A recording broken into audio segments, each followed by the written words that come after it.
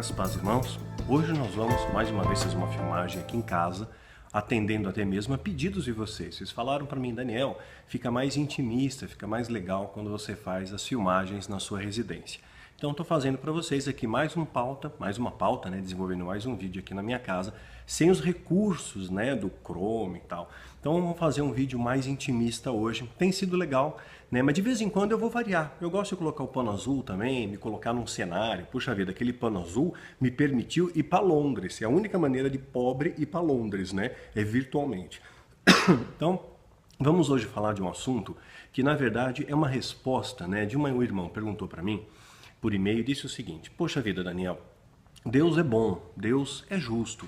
E Deus, na sua justiça, não deveria então ter feito os anjos todos iguais, né? É tudo igual. Por que existem patentes angelicais? O que ocorre com isso, né? Então nós vamos entender melhor a respeito disso, né? Então Deus fez os anjos com patentes diferentes. Eles estariam então fadados a ocupar eternamente uma posição semelhante às castas indianas, né? Então vamos começar a falar sobre esse assunto. Roda a vinheta. Brincadeira, pessoal, a gente é pobre, não tem vinheta, tá? Então, pulando, faz de conta que teve uma vinheta aí, tá bom? Que rodou Guerreiros da Luz, alguma coisa assim. Então vamos agora à nossa pauta de hoje. Então sim, Deus é bom e Deus também é justo, né? Mas então, se ele é bom e se ele é justo, por que ele estaria fadando, né, dando essa sina aos seus anjos, que faz parte da sua criação, a terem uma vida eterna dentro de uma mesma patente? Isso parece muito com as castas indianas, né? O sistema de castas indianas, ele remonta cerca de 600 antes de Cristo. E existem 5 castas indianas, 5 castas são principais, e somente os brahmins, né, eles podem exercer a função de professores, de filósofos, de sacerdotes. Isso representa aproximadamente 15% da população. Então, dependendo da casta que você nasce, você já tem o seu destino pré-definido ali, dentro do conceito daquela pirâmide das castas indianas. Eu vou mostrar aqui do lado a pirâmide das castas indianas. São 5 castas que tem ali. Então, Deus também fez isso com os anjos, né? Colocou eles numa posição de castas, né? E colocou assim: o querubim nasceu querubim, vai morrer querubim, né? Ele não tem outra função a não ser ser um guerreiro, ele vai tomar conta da árvore da vida. Quer dizer, então será que esse era o plano de Deus para a sua criação? Criar seres assim pré-moldados, né, pré-definidos? Será que todos eles tinham, digamos assim, a sua predestinação? Nós vamos ver que aqui na Terra nós vemos pessoas que sim, já têm uma predestinação para cumprir uma missão espiritual, né? Eu falo sobre isso no livro Rastros do Oculto. Vou pôr o livro aqui também para lembrar vocês, né? Rastros do Oculto fala também sobre isso, o que o satanismo chama de selados. Então, João Batista, por exemplo, nós poderíamos dizer que ele era um predestinado. Não é? Já havia uma profecia de Isaías que dizia que haveria o voz que clama no deserto, que iria preparar o caminho para a vinda de Jesus. Então, João Batista, ele é o cumprimento, é a materialização dessa profecia, e ele já tinha um destino traçado desde o ventre materno, desde pequeno. Deus já mandou o anjo ali dizer o nome dele, né, o que ele ia fazer, que seria grande diante de Deus. E Jesus testifica de João Batista: não há profeta maior nascido de mulher. E a lei e os profetas terminam com João Batista. Dá uma olhada no vídeo lá, Profetas do Novo Testamento, para você entender melhor esse escopo que se moldura a questão das profecias, né, especialmente no nosso século 21. Né? Então nós vemos exemplos como Noé e outros mais. Né? Então existe sim, nós vemos essa predestinação dentro da nossa humanidade. Porém isso não te engessa. Quer dizer, João Batista, ele poderia ter a missão dele, mas assim como Jesus teve a missão dele, ele também foi carpinteiro. Então ele não estava fadado a ser carpinteiro a vida inteira. Né? Então às vezes nós temos missões espirituais, mas você pode fazer uma série de outras coisas. E você não faz somente aquilo. Então, eu escrevo livros, né? Eu dou palestras, eu ensino as pessoas, mas eu também cozinho, né? Quem acompanha no Snapchat, o Daniel cozinha, tem as receitas do guerreiro. Não é um cardápio lá muito variado, mas Temos as nossas receitas do guerreiro, né? Eu dirijo, né? Eu faço academia, né? Eu tento fazer dieta. Então tudo isso faz parte da personalidade da pessoa. Quer dizer, você não é uma única coisa. Quer dizer, o musicista, ele não fica o tempo todo tocando harpa, né? Ele vai ter múltiplas funções. Dentre essas funções, digamos que ele vai ter uma especialidade, algo que ele se desempenha melhor, que se, por exemplo, seria tocar harpa. Então, é o primeiro ponto aí para nossa reflexão, para a gente começar a pensar e desenvolver esse assunto, né? Então, nós vamos hoje entender, esse vídeo é um vídeo de conhecimento, ele vai aumentar ali o seu conhecimento, a sua profundidade de compreensão sobre o Criador e a sua vasta e enorme criação, né?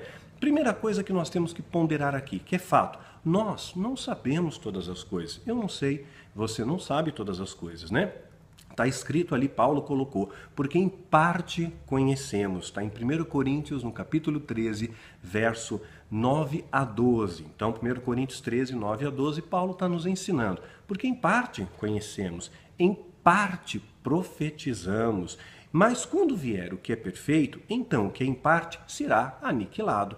E quando eu era menino, falava como menino, sentia como menino, discorria como menino. Mas logo que cheguei a ser homem, acabei com as coisas de menino. Porque agora vemos como espelho, por enigma, ou seja, você não consegue compreender o mundo espiritual à sua volta de forma macro, porque você conhece em parte, você vê esse mundo como espelho. Um dia você vai ver como adulto, você vai ter não mais um olhar de criança, um olhar limitado, mas quando você estiver na glória, você vai compreender todas as coisas, né? Então, mesmo por espelho. Mas então veremos face a face. Agora conheço em parte, mas então conhecerei como também sou conhecido. Ou seja, eu vou conseguir ver aquilo que Deus vê. Eu vou conseguir ver em mim a ótica de Deus no momento que eu estiver face a face com Ele. Em que momento é esse? No momento que a gente estiver na glória, na presença de Jesus, né? Então nós conhecemos em parte. Primeiro ponto, Deuteronômio 29, 29. As coisas encobertas pertencem ao Senhor, né? Porém, as reveladas pertencem a nós. Então aqui, mais uma vez, existem coisas que Deus revela para mim, que revela para você, que tem importância na sua vida, que tem importância na nossa existência, que corrobora para o nosso crescimento espiritual. Porém, há outras coisas que não compensam, não muda a sua vida. Então as coisas encobertas pertencem ao Senhor. Existem mistérios que nós vamos saber somente na glória. Nós não vamos ter todas as respostas. Se alguém disser para você que sabe tudo, essa pessoa não sabe, porque quem sabe tudo é só Deus.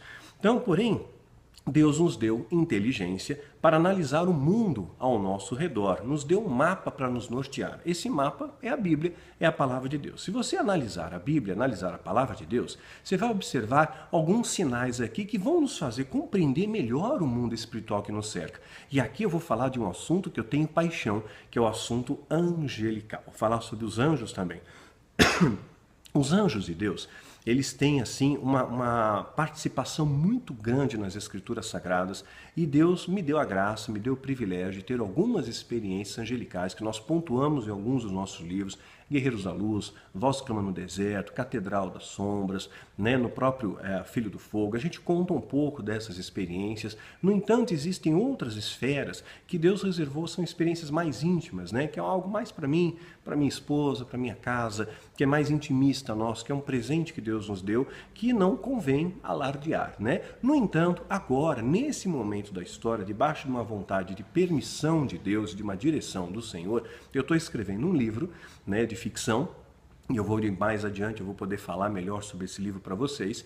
E esse livro, sim, vai expandir o seu horizonte sobre o mundo angelical de uma maneira, talvez, que você nunca tenha pensado. Então vamos fazer, eu espero que Deus me capacite, me use para escrever essa obra a fim de ampliar, expandir os seus horizontes, fazer com que você compreenda que a criação de Deus vai muito além daquilo que os seus olhos veem. Nós vemos hoje, queridos, como espelho, né? Então, Paulo dizendo aqui, Efésios, conhecido de todos vocês, Efésios capítulo 6, de 11 a 13, revestidos de toda a armadura de Deus. Olha a ordem de Paulo, toda a armadura completa, para que possais estar firmes contra as astutas ciladas do diabo. Se você não estiver com a armadura completa, sua fé estiver fraca, você não vai poder resistir às astutas ciladas do diabo. Se você não tiver com o cinturão da verdade, sua vida não tiver o esteio na verdade, você não vai resistir às astutas ciladas do diabo, né? E eu conheço muitas pessoas que traem, que adulteram e que omitem. Ah, não vou contar porque aí é mentira. Olha, a verdade é libertadora, libertadora. Sabe, se você errou, tenha humildade, peça perdão a Deus, se reconcilia com o seu cônjuge, não fica vendo coisa pornográfica na internet. Poxa, meu irmão, você tem uma esposa em casa, você tem um marido em casa, você tem filhos, né? Então pensa nos valores de Deus. O que Jesus faria, né? Então, aquilo que você não deseja para o próximo, né, não deseja para si mesmo, você também não vai fazer para o próximo. E hoje eu vejo essa pornografia entrando na igreja de uma maneira assim febril, né? E agora está entrando mais umas modas aí em nosso meio, né? Então vamos tomar cautela e nos revestir com a verdade. A verdade é libertadora. Sim, é amarga, paga um preço alto quem fala a verdade. Jesus foi crucificado por falar a verdade. Os profetas foram perseguidos por falar a verdade, mas Deus vai te honrar de forma tremenda por viver a verdade e anunciar a verdade. Então, esteja firme contra as astutas ciladas do diabo. Toda a armadura, couraça da justiça, protege seus sentimentos, capacete da salvação, contra os dardos de dúvida do diabo. Sabe? O diabo coloca aquela dúvida, mas será? Será que você está salvo, né? Sabe algumas coisas assim, umas paranoias, né? Então é importante toda a armadura.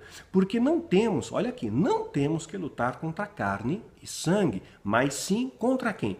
Contra os principados, potestades, príncipes das trevas deste século, contra as hostes espirituais, é o mundo espiritual, não é o mundo natural, contra as hostes espirituais da maldade nas regiões celestes. Então deixa assim, regiões celestes, regiões espirituais, vemos como espelho, né? Então Paulo está dizendo, existe uma esfera espiritual ao nosso redor, né, que luta contra nós, que quer a sua destruição. São principados, são potestades, são príncipes das trevas desse século, hostes celestiais, príncipes. Então existem príncipes desse exército celestial que caiu.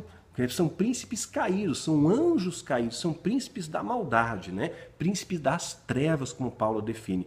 E aí Paulo reforça de novo, portanto, tomai toda a armadura de Deus. Veja que ele já começa, revesti-os de toda a armadura. E ele finaliza, portanto, tomai toda a armadura de Deus para que possais resistir ao dia mau. E havendo feito tudo, estáis firmes. Então essa é a orientação que Paulo está dizendo, estar firmes. Então existem patentes aqui, principados, potestades, hostes da maldade. Paulo está desmembrando patentes, né? Categorias de demônios que, lembrando, são anjos caídos. Um dia foram anjos. Então existem principados, potestades, hostes da maldade. Vamos compreendendo até aí? Onde que eles ficam? Nas regiões celestes, que é o mundo espiritual. Como é que nós vamos vencê-los? Usando toda a armadura. Toda a armadura. Importante isso, tá?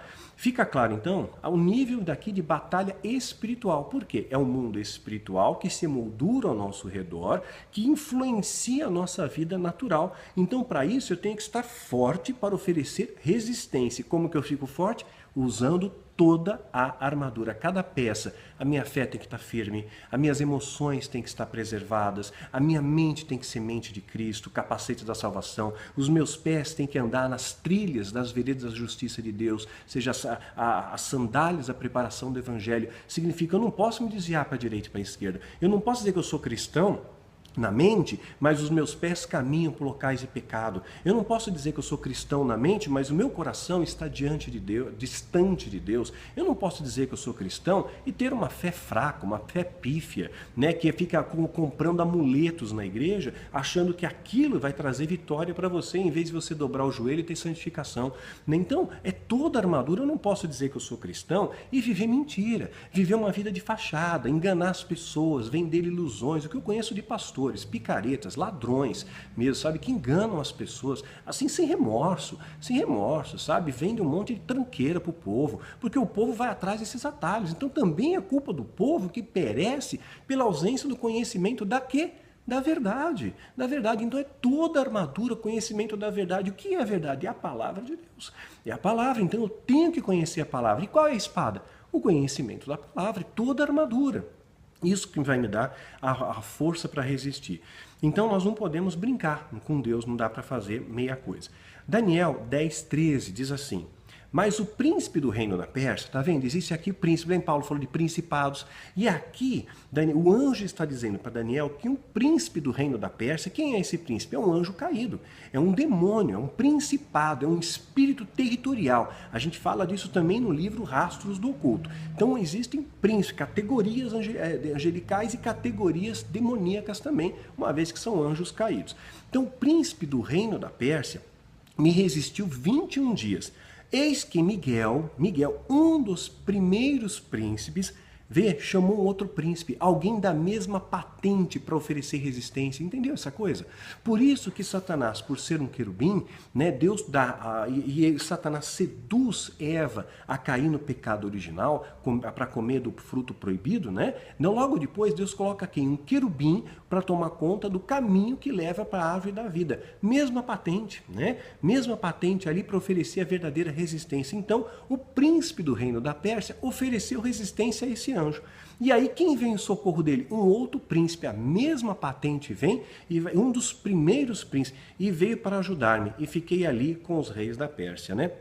Então, Miguel foi em socorro. Então, existe um principado do mal e existe um príncipe do bem, não é? Aqueles que estão com Deus. Então, existem categorias angelicais aqui. Até aqui nós estamos vendo e a Bíblia nos ilustra muito claro. É uma prova cabal. Nós vamos ver nas Escrituras mencionar anjo, arcanjo, querubim, serafim, etc. Não é isso? Mas, agora, outras coisas a gente não vê registro nas Escrituras. Você vai ver nas linhas, nos livros paralelos, falando sobre muitos mitos, muitas lendas que estão emoldurados pela cultura judaica. Então, por exemplo, existem algumas desses mitos, algumas dessas histórias contadas, recontadas, que muitas vezes são abraçadas pelo judaísmo, que existem 72 anjos principais. É interessante que quando você lê lá sobre a clavícula de Salomão, supostamente Salomão sobrepujou 72 demônios, né? E conseguiu superar 7,2 dá 9, mas não é pauta para esse vídeo, não vale a pena entrar nesse mérito. Então esses 72 príncipes angelicais eram divididos em 9 categorias. Né? 9 categorias. Isso aqui é a cultura judaica, que seria os serafins, né? Cujo chefe seria um tal de Metatron, né? Depois os querubins, cujo chefe seria um tal de Raziel, teria os tronos, dominadores, potências, virtudes, que seria um dos chefes, o Rafael, os principados, o chefe desses principados seria um tal de Ariel, os arcanjos, que seria o chefe Miguel ou Micael, né? E os anjos, cujo chefe seria Gabriel. Então, 9 categorias angelicais, assim, segundo a cultura judaica. Então, 9 esferas de funções angelicais: serafim, querubim, tronos, dominadores, potestades, virtudes, principados, arcanjos e anjos, tá? Mas a Bíblia não fala de todos esses. Vamos sempre se pautar no que a Bíblia fala, tá bom? Isso é pautado na cultura judaica. Apocalipse 12, 7 diz assim: e houve uma batalha no céu, houve uma batalha, houve uma guerra, houve uma peleja, né? Miguel e os seus anjos, então Miguel, chefe, um príncipe, né? Capitaneando então um exército de anjos, então Miguel e seus anjos, então ele tinha um exército a seu dispor, né? Miguel e seus anjos batalharam contra o dragão, né? E batalharam o dragão e os seus anjos. Então o dragão, Satanás, ele também tem os seus anjos. Então ele é chefe de um exército, ele é um príncipe de um exército. Então o Miguel, que é um príncipe de um exército, batalha com o príncipe de outro exército. Houve uma peleja nos céus, houve uma batalha, um local que era de paz, um local que era de harmonia, se transformou num campo de batalha. Olha só o que a ambição faz, né? O que a perversão, o que a inversão de valores faz. Eu espero que Deus me capacite a colocar nessa próxima literatura que eu estou escrevendo como começou, né? Como foi a parte embrionária, como é que Satanás usou o seu poder de persuasão para enganar os anjos que viram a glória, a majestade e o poder de Deus. Que argumento que ele utilizou, né? E nós vamos ver um reflexo disso na terra, sem que a gente perceba, né? Nós vemos como espelho, lembra disso? Então tem muita coisa ao nosso redor aí que você vai entender mais para frente. Bom, então, Miguel aqui seria um capitão do exército, como o dragão, um capitão do outro exército. Nós vamos ver aqui que um anjo também vai falar com Paulo e pede para ele ir para Macedônia. Aqui não diz que ele era um soldado, dá a impressão de um anjo mensageiro. Ele trouxe um recado para Paulo, né? E Paulo teve de noite uma visão. Eis que apresentou um homem da Macedônia, ele rogou dizendo: passa a Macedônia e ajuda-nos. E logo depois dessa visão, procuramos partir para Macedônia. Macedônia, concluindo que o Senhor nos chamava para lhe anunciar o Evangelho. Atos 16, de 9 a 10. Então Paulo, através dessa visão, o anjo falou com ele, como falou também com José, né, pai de Jesus, pai provisório lá de Jesus, né? Quando levou ele para o Egito, né, o anjo deu a direção. Olha, foge para o Egito. Não, agora não volta. Fica em Nazaré. Então essa visão vinha através dos anjos em sonho, né? Nós vamos ver uma presença muito grande. Os anjos aparecem para Ló, aparecem para Abraão. E aqui tem uma coisa curiosa, né? Gênesis 18, 2. E levantou os seus olhos e olhou, eis que 3 homens, guarda bem, 3 homens em pé junto a ele. E vendo, correu à porta da tenda ao seu encontro, inclinou-se à terra. Então Abraão viu 3 anjos aqui. Esses mesmos anjos citados em Gênesis capítulo 18, eles vão estar em Gênesis capítulo 19 e vão aparecer para Ló, os mesmos 3 anjos, né? Eles vão aparecer lá em Sodoma, eram 3 homens. Lembra que a cidade estava cercada de promiscuidade, isso que estava pegando muita promiscuidade, orgia, bacanal, e estava tudo invertido os valores. Então aqueles homens, e aí o que disseram? Aqueles homens, porém, estenderam, então a casa foi cercada de Ló, né, e o Ló preocupado em proteger, né, os seus hóspedes, né, oferece até mesmo suas próprias filhas, né, aqueles homens que tinham aquela perversão sexual acentuada. Aí os anjos saem para fora e aqueles homens, porém, estenderam suas mãos e fizeram entrar Ló consigo para casa. Empurraram Ló. Ló, entra para casa, né? E eu vou proteger vocês, né? E fecharam a porta, pôs Ló para dentro e fecharam a porta. Olha só o que os anjos são capazes. E feriram com cegueira os homens que estavam à porta da casa, desde o menor até o maior, de maneira que se cansaram de achar a porta. Eis que disseram aqueles homens a Ló: tem mais alguém aqui?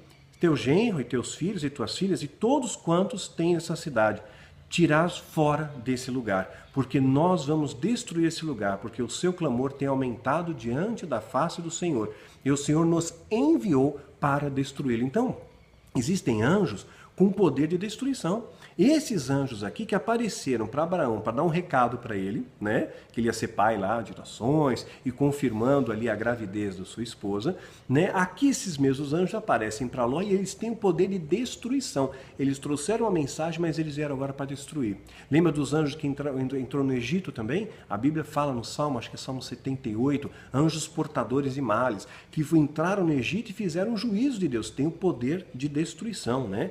Nós vemos um outro anjo destruindo o exército de Senaqueribe, segundo a Reis 19:35. Sucedeu, pois, que naquela mesma noite saiu o anjo do Senhor e feriu o arraial dos assírios, 185.000 deles. Levantando-se pela manhã cedo, eis que todos eram cadáveres. Um anjo derrotou 185.000 homens. 3 anjos foram capazes de destruir toda uma cidade, toda uma cidade. Agora imagina só, Jesus diz em Mateus 26:53, dizendo assim: tu pensas que eu não poderia agora orar ao meu Pai e que ele não me daria mais de 12 legiões de anjos? Mais de 12. Se a gente se pautar pela cultura da época, um exército romano, uma legião romana, tinha cerca de 6.000 homens. 12 legiões seriam 72.000 anjos. Interessante, né? Se um anjo destruiu um exército de Senaqueribe, se 3 anjos foram capazes de destruir a Sodoma e Gomorra, imagina 72.000. Acabariam com o planeta, não ia ter mais mundo. E Jesus falou: eu posso convocar esse poder, mas eu não vou, porque eu estou aqui para cumprir a vontade do meu Pai, né? Então, olha só que poder que tem esses anjos, né? Então, a gente não tem ideia da dimensão disso. Então, vamos entender melhor essas patentes aí. No começo, a gente vai ver um livro, lá no livro de Jó, Jó 38, de 6 a 11, dizendo assim: os anjos estavam com Deus antes da criação do homem, né? Sobre que estão fundadas as suas bases? Ou quem lhe assentou a pedra de esquina? Quando as estrelas da alva, juntas alegremente, cantavam e todos os filhos de Deus jubilavam?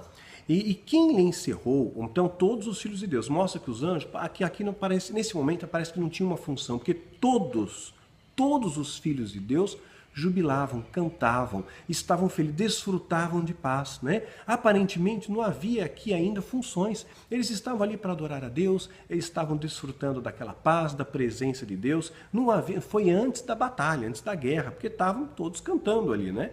Ou quem lhe encerrou o mar com as portas, quando esse rompeu e saiu da madre? Quando eu pus as nuvens por sua vestidura e a escuridão por faixa?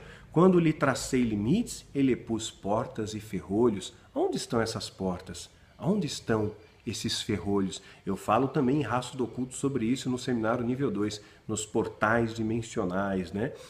E disse, até aqui virás e não mais adiante, e aqui parará o orgulho das tuas ondas. Até aqui você vai ver. Você vê como espelho, você vê em parte, você conhece em parte. Mas onde estão os ferrolhos, né? Vamos montar mais um quebra-cabeça aqui.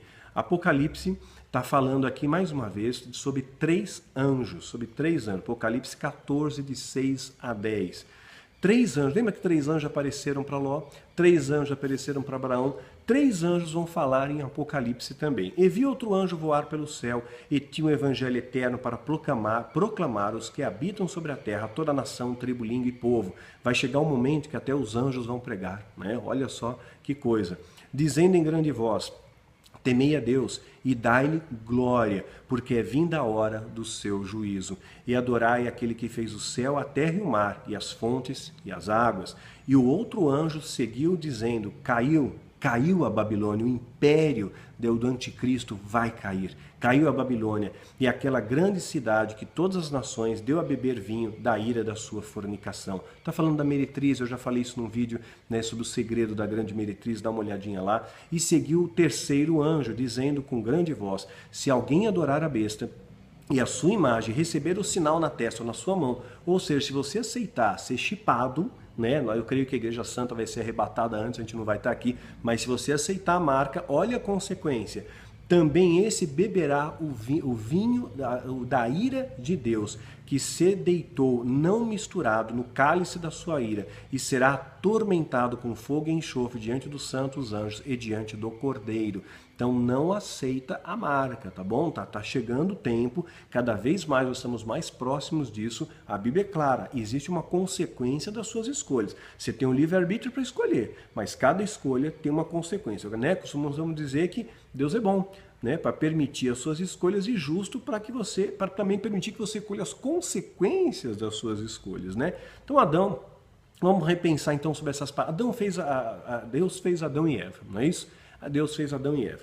Então aí, deu uma função para eles. Gênesis 1:28, dominai e sujeitai a terra. Desse poder, Deus abençoou eles e disse, olha, né, Deus abençoou dizendo, frutificai, multiplicai-vos, enchei a terra, sujeitai, dominai sobre os peixes do mar e sobre as aves do céu e sobre todo animal que se move na terra. Então essa foi a função, isso foi a função que Deus deu para Adão e para Eva. Só que Deus não fez Adão músico, não fez guerreiros, não fez reis, poetas, médicos, radialistas, repórteres, policiais.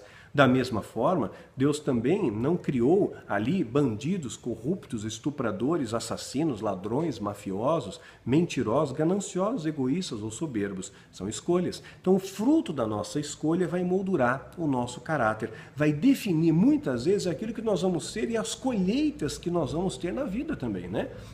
Então, os anjos, eles têm capacidades, como nós temos, né? Como eu tenho, como você tem, os anjos possuem capacidades. Então, nós, né, os homens não foram escolhidos assim para guerrear, né? Os anjos não foram escolhidos para, olha, você vai ser guerreiro, você vai ser mensageiro, você vai ser adorador, e você está fadado aquilo para todo sempre, né? Como, por exemplo, você agora vai trazer provisão material, você é o anjo da provisão. Você vai lá e leva o maná para o povo, você vai lá e leva o pão para Elias, né? Você é o anjo que traz a provisão, você é o anjo que vai trazer a mensagem, né? Você é o anjo que traz a destruição, você é o anjo que toma conta, né? Então não, eu acredito que os anjos eles têm múltiplas funções, como nós também temos, e de acordo com a sua habilidade, de acordo com as suas capacidades individuais, porque eles têm personalidade, os anjos possuem personalidades, eles pensam, eles raciocinam e pensam muito melhor do que a gente, muito mais amplo do que a gente, né? Eu já falei no vídeo passado, a diferença nossa para um chimpanzé é de 1% do DNA, imagina alguém 1% superior a nós. Esse 1% já faria de nós primatas aos olhos deles, né? Agora imagina alguém 100% perfeito, que é Deus, né? Então nós somos vermezinhos, ó vermezinho de Jacó, né? Nós somos vermezinhos diante de Deus, e Deus na sua graça e misericórdia sai da sua condição divina e se faz homem para alcançar os homens, porque ele se preocupa com você e se preocupa comigo. Deus não nos vê como vermes, né? Mas porque quando estivermos na glória, veremos como um todo, teremos a visão ampla, plena, perfeita, e mais do que isso, nós teremos uma proximidade tremenda com o Criador e vamos rever muitos dos nossos conceitos que hoje, muitas vezes, talvez a gente veja deformado, né? Então, espero que essa mensagem venha trazer clareza para você. Então, os anjos não foram criados como robôs, né? Ah, você é isso, você é aquilo, mas pela sua capacidade. Olha, então, saiu que nem o homem, Deus fez Adão e Eva e foi fazendo a humanidade. Aí tem uma pessoa gosta de música, descobriu um instrumento musical, né? Gosta de música, então ele desenvolve a sua habilidade para música, o seu talento para música. Então Deus não fez o músico, mas Deus pode capacitar o músico a compor letras maravilhosas, canções melodiosas pelo Espírito Santo, né? Então Deus não fez o policial, né? O bandido, Deus não fez o engenheiro, o médico. O homem se declinou através das suas habilidades, da sua inteligência, da sua capacidade, fez as suas escolhas, estudou, né? Labutou por aquilo e aí acabou conquistando posições na nossa sociedade, né? Então são esses destaques. Então não fez robôs, né? Mas na verdade eu acredito que são funções que os anjos atribuem mediante a principal habilidade, né? Mas eles podem fazer muitas coisas, eles podem guerrear, né? E eles podem também tocar músicas, né? Podem fazer, mas talvez haja algo que eles fazem melhor, né? Então é nesse sentido que nós vemos essas patentes angelicais, os príncipes, os serafins, né? Os arcanjos, nesse sentido que eu vejo que as hierarquias colocam ali. Então, inclusive, a gente pode observar, na Terra, né, existem diferenças. Um bailarino, ele é diferente de um lutador. O seu biotipo é diferente, a sua maneira de pensar é diferente. Um poeta, ele é diferente do médico, né? Então, a sua maneira de pensar é diferente, até o semblante vai mudar, né? Um artista, ele é diferente de um engenheiro, que é mais cartesiano. Um militar vai ser diferente de um padre, não é isso? Então, existem diferenças entre nós, né, que são emolduradas pelo nosso caráter, pelas nossas escolhas, pela nossa vontade. Assim também os anjos, pelo seu caráter, pela sua vontade, pelo seu desejo, porque eles têm o desejo, eles têm vontades, eles têm personalidade. Tanto é que Satanás desejou ser como Deus e conseguiu persuadir a terça parte, sinal que eles se influenciaram por aquela argumentação, não é verdade? Então, de acordo com as suas escolhas, eles vão encontrar as suas atribuições dentro do reino de Deus, né? Jó 1:6. Num dia em que os filhos de Deus vieram apresentar-se perante o Senhor, veio também Satanás dentre eles. Então os anjos são filhos de Deus, são filhos como eu sou, como você é. Os anjos são como os nossos irmãos também espirituais. Também foram criados por Deus, são filhos. Está escrito aqui, vieram os filhos de Deus. E esse contexto do Velho Testamento está dizendo claramente ligado aos anjos. Era uma dimensão espiritual. Veio também Satanás. Como é que Satanás podia chegar a Deus? É uma dimensão espiritual, não é uma dimensão natural. Está falando aqui dos filhos de Deus. Deus vê os anjos como filhos, foi criação, nos fez iguais. As nossas escolhas, as nossas capacitações, nossos talentos e habilidades vão nos diferenciar. Tudo isso, claro, vem de Deus, Deus potencializa isso daí, mas as nossas escolhas erradas vão fazer, é claro, que você colha também consequências drásticas. Cabe a mim, cabe a você a busca, né, dos melhores dons, a busca dos melhores talentos, né? Então eu tenho que estudar, né? Para eu conhecer a Bíblia, eu tenho que ler a Bíblia. Para eu ter intimidade com Deus, eu tenho que orar. Para eu mortificar a minha carne, eu tenho que jejuar. Não é isso? Então, para nós podermos descobrir a vontade perfeita de Deus em nossas vidas, né? E isso sim, quando você se encaixa na vontade perfeita, puxa, Deus, Ele me capacitou. Eu descobri que eu tenho um talento, no meu caso, um talento para escrever, um talento para ensinar, um talento para levar o evangelho, uma capacitação que o Espírito me deu. E isso traz realização para mim, porque eu vejo o fruto desse trabalho na sua vida, eu vejo transformação na sua vida, isso enche o meu coração de alegria, né? Então isso me realiza, isso é a vida em abundância, não é o dinheiro, é a paz que transcende o entendimento, é aquela questão de você saber, Senhor, eu estou sendo útil para o teu reino, eu estou sendo útil para ti, eu estou agradando o Senhor, porque a alegria no Senhor é minha maior força. É isso que faz a nossa vida feliz. Porque às vezes a gente corre atrás do vento, anda pela vida sem objetivos, né? Anda pela vida e aí O que Deus quer de mim, né? O que eu faço da minha vida? O que Deus, será que Ele tem algum chamado para mim, né? O que Ele tem para a minha vida? Às vezes o chamado não é necessariamente você ser um pregador do Evangelho. Às vezes o chamado seja você ser um engenheiro, né? E você construir uma casa bonita e você deixar uma marca do amor de Deus, do perfume de Cristo ali, você tratar bem os seus funcionários e as pessoas perceberem em você que tem algo diferente na sua vida e vão querer saber o que é essa coisa diferente, você poder apresentar Jesus. Então isso sim é a marca do verdadeiro Filho de Deus, né? Isso é ter a vida em abundância, né? Hoje eu creio que Deus ele não nos mede pela capacidade daquilo que você tem. Deus, o valor de Deus é diferente do nosso valor. O nosso valor mede as pessoas pelo que ela tem, não é isso? A gente olha as pessoas, aquele ali tem um carro, aquele ali é rico, aquele ali é um empresário, aquele ali é assim, aquele ali é famoso, não é isso? O olhar de Deus é diferente. Deus ele mede o seu valor e o meu valor pela capacidade que nós temos de nos doar, né? Quanto mais você se doa para o reino, para as pessoas, amando a Deus acima de todas as coisas, amando ao próximo como a ti mesmo, mais você tem valor perante Deus. E mais você ouve a voz de Deus. Ouvindo a voz de Deus, você começa a se encaixar. Aonde é que Deus quer que eu esteja?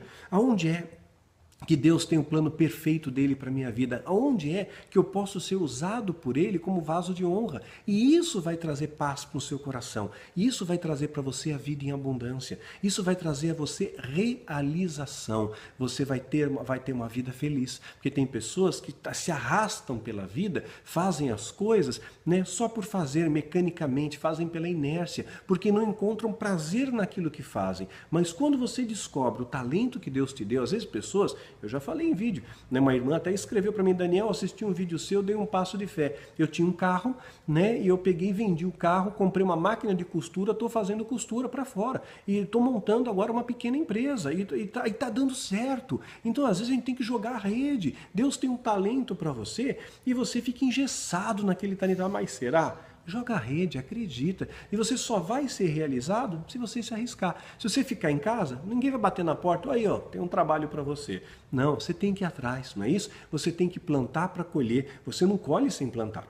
Não é isso, né? Então a árvore, ela dá os seus frutos. É assim que nós somos medidos perante Deus. Pela capacidade que você tem de se doar, de ouvir, de orar pelo seu próximo, de estender a mão, de ajudar. E aqui, é claro, vai entrar aquela sabedoria de equilíbrio, né? A diferença de ser bom e justo. Então Deus é bom, mas também é justo. Então você ajuda sim. Eu ajudo muitas pessoas na medida do que eu posso. As minhas ovelhas se ajudam mutuamente quando alguém passa alguma dificuldade, mas a gente tem que ter sabedoria e discernimento, que tem gente que é acomodada, tem gente que é encostada, né? Então Jesus, ele não fez os peixes se materializarem no barco, né? Plá, tá aqui, não. Joga a rede, ele deu um trabalho para eles, né? Então houve momentos que Jesus ele multiplicou os peixes e os pães. Então Jesus abençoou, né? Foi um momento. Então tem um momento que você vai e ajuda, e outro momento que você vai e diz, meu irmão, é isso que você tem que fazer. Eu estou te dando a direção, estou te dando o caminho. É assim que você tem que fazer. E é nessa parte, muitas vezes o caráter vem à tona, né? Se a pessoa só está do seu lado por interesse, essa pessoa vai sair de perto de você. Vai fazer uma seleção natural e vai permanecer junto de você somente aqueles que Deus tem propósito. Mas o que eu quero deixar finalizado aqui, a realização da sua vida, ela vai vir de encontro com a capacidade que você tem de se doar. Cada árvore, ela dá o seu fruto. A árvore não come o seu próprio fruto. Então, quando você aprender a se doar para Deus, a se doar para o reino de Deus, a ter aquele olhar de compaixão para o próximo, aquele olhar de bondade, buscar em lugar o reino, né? E o resto vai ser uma consequência natural. Talvez você esteja trabalhando numa empresa e falar, mas eu não suporto mais isso. E Deus tem algo maravilhoso, extraordinário para você. E você está com medo de jogar a rede, ou você não ouve a voz de Deus. E por que eu não ouço a voz de Deus? Porque você não fala com Deus. Você não ora, você não jejua, você não tem vida com Deus. Então Deus ele tem talentos para nós. Como ele teve um talento para os anjos, para os querubins, para os serafins, para os arcanjos, para os anjos. Como Deus deu talento para o homem, para ser médico, para ser engenheiro, para ser padre, para ser pastor, para ser advogado, né? Para ser músico, para ser poeta, para ser pintor. Então você tem que descobrir o seu talento, né? Aonde é, Senhor? O que o Senhor tem para mim? Qual é o talento que o Senhor me deu? Qual é a habilidade que o Senhor me deu? Porque isso vai trazer para você, querido, realização. E realização traz felicidade. né? Então, quando você faz algo que você gosta e você faz para Deus, você faz com amor, isso traz realização. E não importa mais o quanto você vai ganhar de dinheiro, importa o ganho secundário, que é um ganho na sua paz. Puxa vida, satisfação, isso traz saúde. Porque tem gente que perde a saúde para ganhar dinheiro, depois gasta o dinheiro para recuperar a saúde. Vocês já sabem disso, né? Então, a melhor coisa é você fazer aquilo que agrada a Deus, aquilo que agrada o seu coração, que esteja, claro, em conformidade com os parâmetros da Escritura, né? Também não vou dizer, vai lá e abre uma boate, né? O que é isso? Não, então alguma coisa que esteja com os parâmetros de Deus, que agrade o coração de Deus e venha trazer alegria também, satisfação e realização ao seu coração. Então fica aqui um incentivo, busque de Deus. Pergunta para o Senhor, quais são os meus dons? Senhor, quais são as minhas habilidades? Aonde é que o Senhor me quer dentro do seu plano, né? O que o Senhor tem para mim, né? O que o Senhor tem para mim, né? É para ser um cantor, um adorador? O Senhor quer que eu seja um pregador? Quer que eu seja um escritor? Quer que eu seja um médico, engenheiro, advogado? O Senhor quer que eu trabalhe numa empresa? Quer que eu abra uma empresa? Eu posso ser um motorista de táxi. E ali eu tenho oportunidade de falar de Jesus para muita gente. Sabe, tem múltiplas maneiras de você servir ao reino de Deus, né? Múltiplas maneiras de você exalar o perfume de Deus. Que o perfume de Cristo, querido, seja abundante na sua vida de uma forma extraordinária. E que Deus possa revelar ao seu coração qual é o seu dom, qual é o seu talento, qual é o caminho que vai trazer para o seu coração a felicidade e a realização, viu? Esse é o recadinho que eu tinha para vocês hoje. Que Deus te abençoe e te guarde grandemente.